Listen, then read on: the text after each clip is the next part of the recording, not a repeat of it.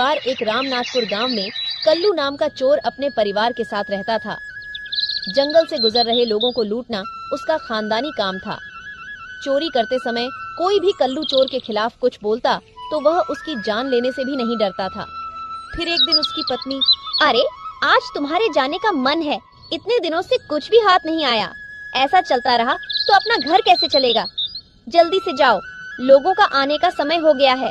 फिर अगर दोपहर हो गई तो कोई नहीं आएगा, तो फिर तुम्हें खाली हाथ लौटना होगा। अरे भाई जा रहा हूँ, अभी 3 दिन ही तो हुए हैं और चोरी से तुम्हारा क्या मतलब है? हाँ, हमें जल्दबाजी नहीं करनी चाहिए। पिछली बार लोग हमारी चोरी के बारे में जान गए थे और पास आने से डरने लगे थे। कुछ समय बाद लोग वापस आएंगे और घटना को भूल भी जाएंगे। ये सब देखकर ही चोरी करनी पड़ेगी। हाँ, मैंने तुमसे कितनी बार कहा है कि मेरे लिए हीरे का हार लेकर आना, पर तुम तो अभी तक नहीं लाए हो। इस बार जरूर लेकर आना। अरे मैं थोड़ी बनाता हूँ ये, मुझे ऐसे लोग मिलने चाहिए जो हीरे का हार पहनते हैं। ठीक है, मैं जा रहा हूँ। फिर कल्लू उस दिन चोरी करने के लिए घर से निकल जाता है। वह रास्ते में एक पेड़ के नीचे खड़ा हो जाता है। मेरी बात ध्यान से सुनिए भीम काका, इस गांव से जरा ध्यान से जाइएगा। आप बहुत सारे पैसे लेकर जा रहे हो। हमारे इस गांव में बहुत सारी चोरियां होती रहती है। ठीक है, ये मेरे लिए कोई नया रास्ता नहीं है। मैं अब तक कितनी बार आया और गया हूँ। ठीक है, चलो चलता हूँ, तुम ध्यान रखना। अरे भीम काका, मेरी बात मान लीजिए। अभी कुछ दिन पहले ही रामनाथपुर गांव के रास्ते पर चोरी हो गई। आप जरा ध्यान से जाइएगा। भीम वहाँ से चला जाता है। कल्लू जो समय की प्रतीक्षा कर रहा था, भीम को आते देख कल्लू उसको रास्ते में रोक लेता है। जो पैसे और कीमती सामान तुम्हारे पास है मुझे दे दो, नहीं तो तुम्हें अपनी जान गंवानी पड़ेगी। अरे नहीं, मुझे छोड़ दो, मेरे पास ज्यादा पैसे नहीं है। बताओ, मेरे जैसे गरीब के पास क्या होगा? और ये बैग में क्या है? मुझे दो, मैं देखना चाहूँगा। इसमें कुछ नहीं है भाई, रास्ते में खाने के लिए कुछ खाना लेकर ही तो जा रहा हूँ, और कुछ नहीं है मेरे पास। झूठ मत कहो, मैं उस बैग की बात कर रहा हूँ जो तुमने छिपा कर रखा है। मुझे वो बैग चाहिए, तुम्हारा खाना नहीं चाहिए। मुझे पैसे चाहिए जो तुमने छिपा के रखे हैं, समझे? मेरे पास कुछ भी नहीं है भैया, मैंने कहा ना, मुझे जाने दीजिए। तुम इतने आसानी से नहीं मानोगे, पैसे दे दो वरना। कल्लू ने भीम को चाकू दिखाया, उसके पैसे से भरी पोटली छीन लेता है। अरे नहीं भाई, मेरी बात सुनो। मेरी बेटी की शादी के लिए पड़ोस के गांव से मैंने कर्ज लिया है। अगर ये पैसे नहीं ले गया तो मेरी बेटी की शादी रुक जाएगी। पैसे दे दो ना भाई। झूठ क्यों बोल रहे हो? बेटे की शादी की बात करोगे तो मैं तुम्हें यहाँ से जाने दूंगा।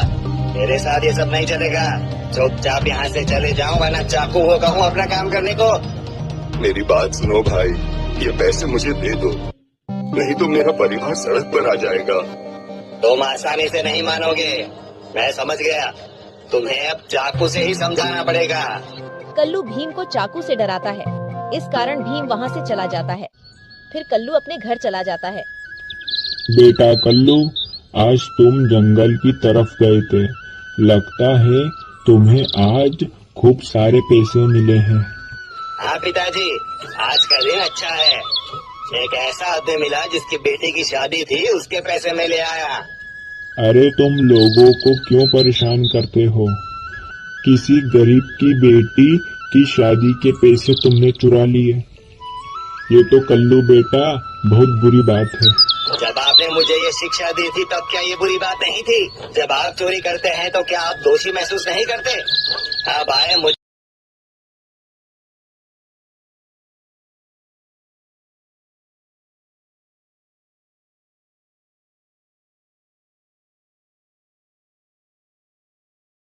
अपना काम कीजिए। अब आए मुझे सबक सिखाने, जाइए। मुझे जो कहना था वो मैंने कह दिया, और अब आगे तेरी मर्जी। कल्लू अपने पिता से बात करके वह घर के अंदर चला जाता है। सुनो सरिता, इसे देखो, इसमें बहुत पैसे हैं। 1 सप्ताह के लिए फिर से जाने के लिए मत कहना। वो सब ठीक है, पर तुम्हारे पिताजी बाहर क्या बोल रहे थे? पैसे मांग रहे थे। अरे नहीं, वो कह रहे थे कि मैं चोरी करना बंद कर दूं। उनके हिसाब से ये सब पाप है। क्या उन्हें भी तो चोरी करना अभी अभी कुछ दिन पहले ही छोड़ा है। अब वो बुढ़े हो गए हैं, इस कारण उनसे चोरी होती नहीं है। बड़े ज्ञान दे रहे हैं, तुम उनकी बात पर जरा भी ध्यान मत देना। कल्लू वो दिन अपनी पत्नी के साथ बहुत खुशी से बिताता है। 2 हफ्ते बीत जाने के बाद कल्लू हमेशा की तरह चोरी करने निकल जाता है। आज मुझे किसी और रास्ते से जाना चाहिए। सुना है कि सैनिक वहाँ पर पहरा देने के लिए खड़े हैं। कल्लू जिस रास्ते से जा रहा था उसी रास्ते से हरी और उसकी बेटी आ रही थी। बेटा थोड़ी जल्दी पैर चला, बस कुछ मील दूर ही अपना गांव है। अपने साथ कुछ घटना हो उससे पहले हमें अपने गांव पहुंच जाना चाहिए। इस रास्ते पर चोर नहीं है पिताजी। हाँ मैं अच्छे से जानता हूँ, ये पिछली बार वाला रास्ता नहीं है। कल्लू ने उन तीनों को आते देखा। लगता है इनकी अभी अभी शादी हुई है, गहने भी बहुत होंगे इनके पास। अगर मैं इन्हें लूट लूं तो 10 दिन तक आराम कर सकता हूँ। चुपचाप से जो भी गहने और पैसे हैं मुझे दे दो, वरना तुम लोग यहाँ से जिंदा नहीं जा पाओगे। देखिए भैया, हमसे आप ये पैसे ले लो, हम ये बात किसी को नहीं बताएंगे, लेकिन हमें यहाँ से जाने दो। मैं तुम्हें बेवकूफ लगता हूँ क्या? तुम्हें लगता है कि मैं कोई छोटा मोटा चोर हूँ? मुझे पैसों के साथ सारे गहने भी चाहिए, वरना तुम्हें पता है इस रास्ते में कितने लोगों ने अपनी जान गंवाई है। अगर जान का डर है तो यहाँ पैसे और गहने रख दो। देखिए भैया, हमने सारे गहने इस बैग में रखे हैं, ये लो और हमें यहाँ से जाने दो। और वो मंगलसूत्र और गले के हार का क्या? वो कौन देगा? उसे भी निकाल कर यहाँ रख दो। नहीं नहीं, ये हार मैं नहीं दूंगी। ये हार मेरी माँ का है, इसमें मेरी माँ की यादें हैं। भगवान के लिए इसे मुझसे मत छीनो। भगवान के लिए इसे छोड़ देंगे तो हम जैसे लुटेरे क्या भीख मांगेंगे? खुद ही अपने गले से इसे उतार दो, वरना मैं निकाल लूंगा। आसानी से समझ नहीं आता तुम्हें? भैया मेरी बेटी की शादी अभी अभी कुछ दिन पहले ही हुई है और ये मेरा दामाद है। हार इसको इसकी माँ ने दिया था, जो अब इस दुनिया में नहीं है, तो ये हार वो कैसे दे सकती है? लगता है तुम ऐसे नहीं समझोगे। अब मैं अपने चाकू से ही समझाऊंगा। कल्लू हरी को चाकू मार देता है। अब समझ में आया? चुपचाप हार देती हो या और भी कुछ कहना है? वो डर के मारे कल्लू को हार दे देते हैं और वो वहाँ से चले जाते हैं। फिर वहाँ एकदम से एक भूत आ जाता है। लगता है आज का दिन तुम्हारे लिए अच्छा है। पैसे और जेवर के साथ गले का हार भी तुम्हें मिल गया। तुम्हें इसे क्या लेना देना? तुम हो कौन? मैं किसी भूत वूत से डरता नहीं हूँ। मैं डरावना भूत नहीं हूँ, मैं एक बुद्धिमान भूत हूँ। बताओ, तुम राहगीरों से सारे पैसे, जेवर और हार क्यों चुरा लेते हो? क्यों चुराता हूँ? जिससे हमें पैसे की परेशानी ना हो। अच्छा, हाँ बिल्कुल, मैं जो कुछ भी करता हूँ उनके लिए ही करता हूँ। मेरी पत्नी कई दिनों से हीरो का हार मांग रही थी। आज हार को देखकर उसका चेहरा खुशी से खिल उठेगा। अच्छा, लेकिन क्या उन्हें खुश करने के लिए तुम्हें इतने पाप करने पड़ते हैं? पाप करने के बाद तुम्हें भुगतना पड़ेगा। हर पाप की सजा होती ही है। ये सब बेकार बातें हैं। पाप और पुण्य कुछ नहीं होता। आज जो मिला है वो मेरा है, कल किसी और का होगा। बस मैं भी ऐसा ही सोचता था। पिछले जन्म में तुम्हारे जैसा ही बड़ा डाकू था। पाप से नहीं डरता था मैं, पर अब देखो क्या हाल हो गया है मेरा। इस हालत से मुझे हजारों सालों तक मुक्ति नहीं मिल पाएगी। तुम भी ये पाप के काम बंद कर दो। मैंने इसे अनुभव किया है इसलिए कह रहा हूँ। ये मेरा हाल इसका सबूत है। अब सुधर जाओ। और अगर मुझे उनकी जरूरतें पूरी करनी है तो मुझे चोरी के अलावा कुछ नहीं आता। मतलब तुम अपनी पत्नी और बच्चों की खुशी के लिए ये सारे पाप कर रहे हो। लेकिन एक काम करो, तुम पहले भी बहुत पाप कर चुके हो। पैसे और गहनों के साथ अपने पाप को भी उनके साथ बांट कर देखो, तब वो तुम्हारे पाप को स्वीकार नहीं करेंगे। अगर तुम चाहो तो एक बार उनको ये पूछ कर देखो। मुझे अपने परिवार को पूछने की जरूरत नहीं है, वो मेरे लिए कुछ भी करेंगे। अगर पाप को स्वीकार करने की बात कर रहे हो तो वो लोग जरूर करेंगे। मैं अभी जाकर उनसे पूछता हूँ। कल्लू भूत से बात करके घर जाता है। ये लो, हार लाया हूँ और इसमें पैसे हैं। अब मुझे महीनों तक जाकर चोरी करने की जरूरत नहीं है। बहुत अच्छे, तुम मुझसे कितना प्यार करते हो। तुम मेरे लिए जो मैं मांगती वो ले आते हो। मुझे यह हार बहुत पसंद आया। अरे सरिता, ये सब तो मैं तुम्हारे लिए ही तो करता हूँ। अब तुम्हें एक काम करना होगा। आज तुम्हारे लिए कुछ भी करने को तैयार हूँ। तुम जो कहोगे वो करूँगी। ये सब तुम्हारे लिए लाने के लिए मुझे बहुत पाप करना पड़ता है। मैंने बहुत पाप किए हैं, तो क्या अब तुम इन पापों को साझा करना चाहोगी? तुम्हारा फर्ज है अपने परिवार की मांगे पूरी करना। मुझे क्या करना? तुमने इसे किसी को मारपीट कर लिया है। सभी पाप तुमने किए हैं।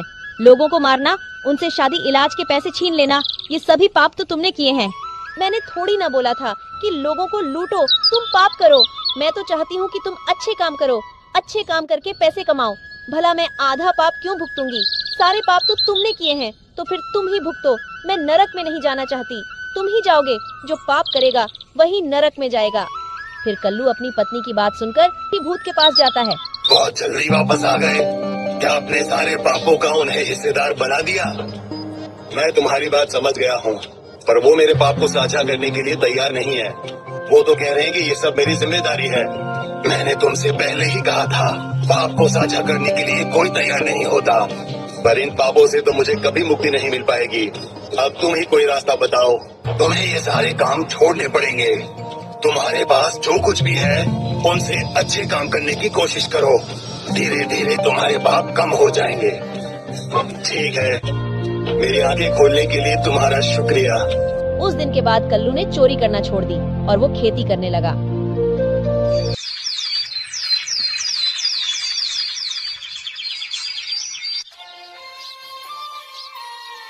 अच्छा, अब मैं चलता हूँ कजरी। आज जब आप बाजार से घर वापस लौटो तो मेरे लिए कान के झुमके लेकर आना, ठीक है? उस मंजरी की तरह कान के झुमके पहनकर आज नदी किनारे बहुत इतरा रही थी। मुझे उससे भी अच्छे झुमके चाहिए। आप रोज कहते हो कि लेकर आऊंगा, मगर आज तक नहीं लेकर आए। ये आप बिल्कुल भी अच्छा नहीं कर रहे हो। अरे भाग्यवान, तुम्हें पता है ना, मैं दिन रात मेहनत करके ये मटके तैयार करता हूँ और ये सभी मटकों को दूर दूर के गांव तक जाकर बेचता हूँ। भाग्यवान मटकों को बेचकर मेरी कोई ज्यादा अच्छी कमाई नहीं हो पाती। केवल इतना कमा पाता हूँ कि जिससे अपना घर चल सके। भाग्यवान, ऐसे में सोने के झुमके मैं तुम्हें कहाँ से ला कर दूंगा?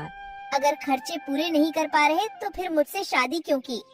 बताओ क्यों की तुमने मुझसे शादी? आज मुझे किसी भी हालत में सोने के झुमके चाहिए। बस आज अगर झुमके तुम नहीं लाए तो मैं अपने मायके चली जाऊंगी। यहाँ मैं न अच्छे कपड़े पहन पा रही हूँ, न ही कुछ अच्छा खा पा रही हूँ। जिंदगी पूरी नरक बना के रखी है। आज कजरी को झुमके कहाँ से ला कर दूंगा? ये औरत समझती क्यों नहीं है?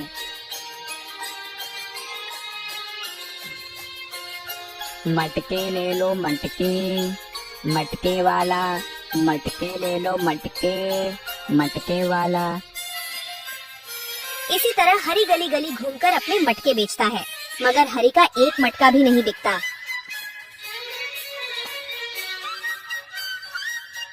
और फिर वह एक नदी किनारे बैठ जाता है।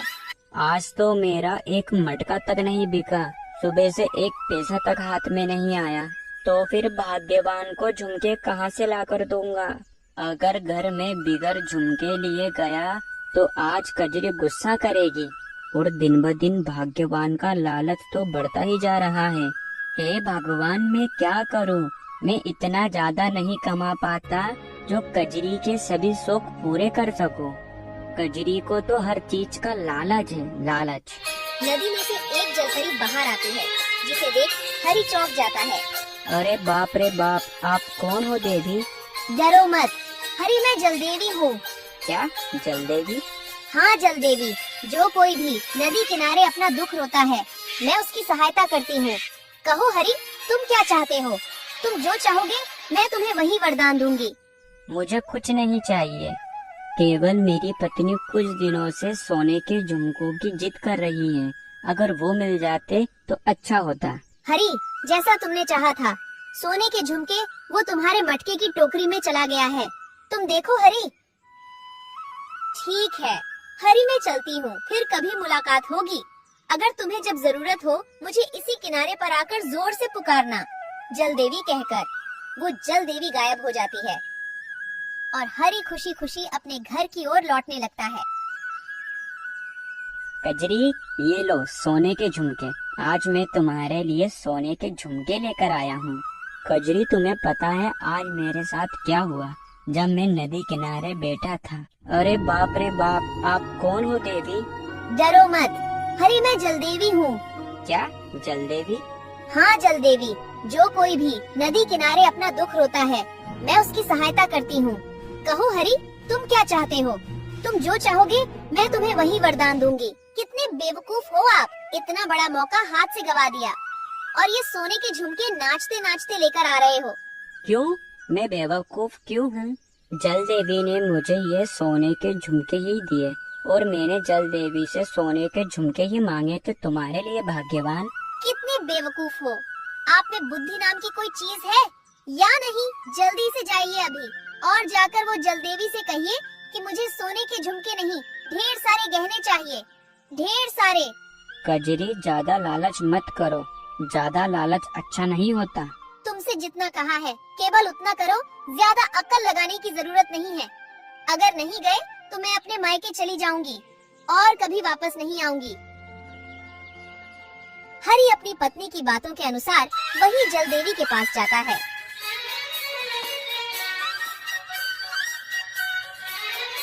जल देवी, ओ जल देवी, जल देवी, तुम क्या मेरी आवाज सुन पा रही हो? जल देवी, ओ जल देवी। हरी की आवाज सुनकर वही जल देवी आती है। कहो हरी, मैं तुम्हारी क्या मदद कर सकती हूँ? जल देवी, मेरी कजरी की इच्छा है कि उसे ये सोने के झुमके नहीं, ढेर सारे गहने चाहिए। क्या तुम मुझे ढेर सारे गहने दे सकती हो?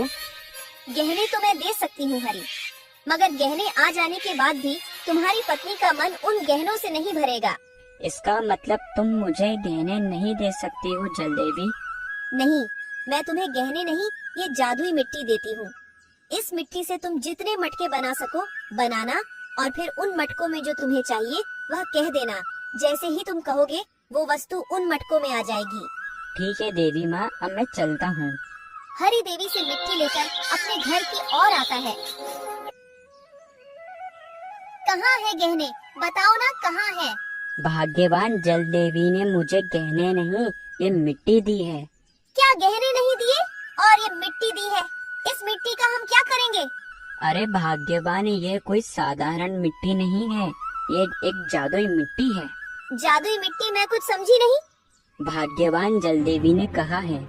मैं तुम्हें गहने नहीं, ये जादुई मिट्टी देती हूँ। इस मिट्टी से तुम जितने मटके बना सको बनाना और फिर उन मटकों में जो तुम्हें चाहिए वह कह देना। जैसे ही तुम कहोगे वो वस्तु उन मटकों में आ जाएगी। इसका मतलब हम कुछ भी कहेंगे वो वस्तु इन मिट्टी के मटकों में आ जाएगी। ठीक है, तुम जल्दी से इस मिट्टी के सारे मटके बनाओ। अरे भाग्यवान, मैं सुबह से मटके बेच रहा हूँ, मुझे कुछ खा पी तो लेने दो, उसके बाद मैं इस मिट्टी के मटके बना दूंगा। नहीं खाना, बाद में खाना, पहले तुम मटके तैयार करो जल्दी से। ठीक है, करता हूँ। जल्दी से मिट्टी के मटके बनाता है और जादुई मिट्टी से मटके तैयार होते हैं। ठीक है, अब इन मटके को घर के भीतर लेकर जाओ। हरी सभी मटके को अपने घर के भीतर ले आता है। भाग्यवान, हम इन मटकों से क्या मांगे? हम इन मटकों से ढेर सारे गहने मांग लेते हैं। अरे भाग्यवान, तुम्हें गहनों के अलावा और कुछ दिखता है? तुम चुप रहो, गहने मांगते हो या नहीं? इन सभी मटकों में ढेर सारे सोने के गहने आ जाए। और देखते ही देखते पांचों मटकों में ढेर सारे गहने आ जाते हैं। देखो भाग्यवान, कितने सारे सोने के गहने। हाँ जी, इतने सारे गहने, लेकिन यह पांचवा घड़ा गहनों से आधा क्यों भरा है? अरे भाग्यवान, तुम वो आधे मटके की बात कर रही हो। अगर वही आधा मटका हमें मिल जाता तो हम इस गांव के सबसे अमीर आदमी बन जाते, मगर हमारे पास 5-5 सोने से भरे मटके हैं भाग्यवान। ठीक है, मगर इस वक्त केवल मेरा एक ही लक्ष्य है। मैं कैसे भी करके यह पांचवा घड़ा पूरा भरकर ही रहूंगी।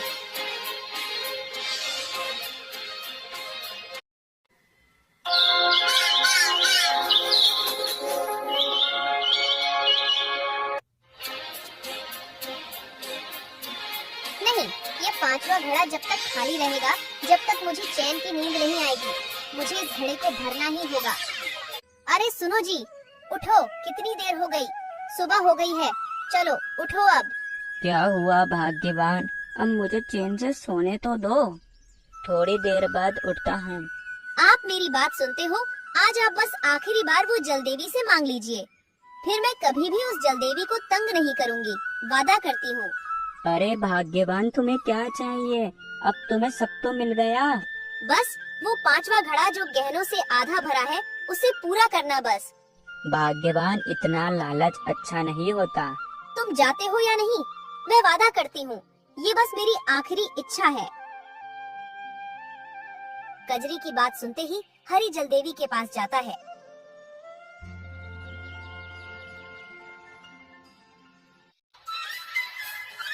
जलदेवी, ओ जलदेवी, जलदेवी, तुम क्या मेरी आवाज सुन पा रही हो? जलदेवी, ओ जलदेवी। हरि की बात सुनकर जलदेवी आती है। कहो हरि, आज फिर मेरे पास तुम्हारा कैसे आना हुआ? कहो, मैं तुम्हारी अब क्या मदद कर सकती हूँ? बोलो, तुम्हारी कजरी क्या चाहती है? जलदेवी, कजरी चाहती है कि उसका 5वां घड़ा भी गहनों से पूरा भर जाए। तुम्हारी कजरी की यह इच्छा भी पूरी हो जाएगी, मगर याद रखना, कजरी के जो मन में लालच है, वो उसके चेहरे पर आ जाएगा। तुम घर जाओ हरि, तुम्हारी कजरी का 5वां मटका भरने की इच्छा पूरी हो गई।